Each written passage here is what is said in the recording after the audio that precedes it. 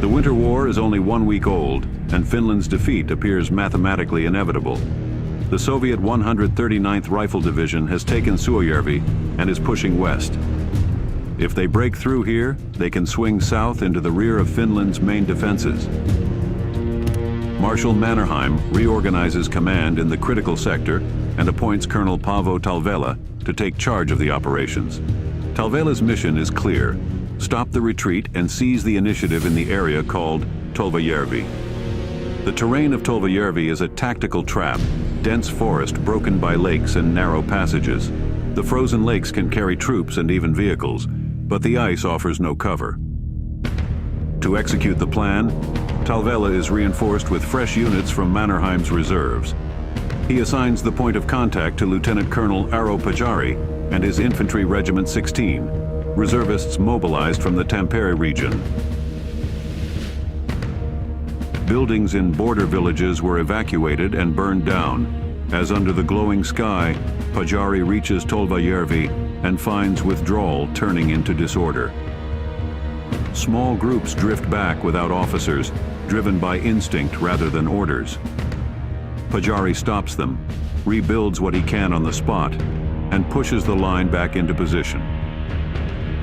A Soviet division gained control of the key terrain around Tolvajärvi and started to dig in. Talvela refuses to wait. He wants the enemy shaken before it can settle. Moving into the early hours of December 9th, Pajari leads a night raid toward the Kivisalmi choke point from south. The striking force is built around 2 companies with skis underfoot.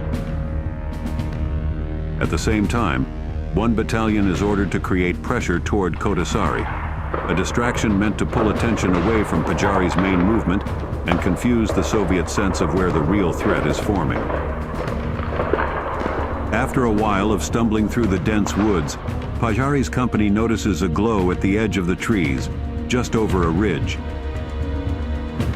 Across the ice and into the trees near Kivisalmi, Soviet units have gathered around fires. They are warming themselves, eating, resting, believing the Finns still keep withdrawing. Pajari brings his men around the glow. They have all the time to select the best firing positions. Tulta! A sudden, concentrated storm of rifle and submachine gun fire crashes into the camp at point-blank range. In 4 minutes, the position is shattered. As Soviet reinforcements begin to arrive from the road, the Finns fade back into the night, and behind them in the darkness, Soviet units begin firing wildly, unable to understand where the attack came from or where it went. December 9th and 10th are quieter, marked by reconnaissance and the steady work of digging into frozen ground. In the early hours of December 11th, Pajari is returning from the back lines to Tolvajärvi when the road ahead begins to speak. Scattered rifle cracks, then heavier gunfire. Near his own artillery battery, his men lie along the roadside and tell that the road has been cut by the enemy. A Soviet unit has slipped around the northern flank into the Finnish rear, hitting supply wagons and support troops, where medics and field kitchen men are forced to run for their lives. The Soviet troops have marched hard to get here. They are cold, hungry, and exhausted from the long forest approach.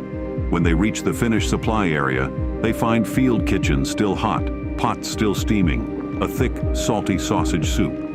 They decide to stop, understandable in the cold, but tactically risky. Pajari reacts instantly. He gathers roughly 100 men and counterattacks. The fighting runs through the night and ends at dawn, with the road reopened. The sausage war disrupts Talvela's timetable, but it does not change his decision about the main counterattack. In part 2, we will follow the execution of an ambitious plan. Thank you for watching, and please subscribe to catch the next episode from the front lines.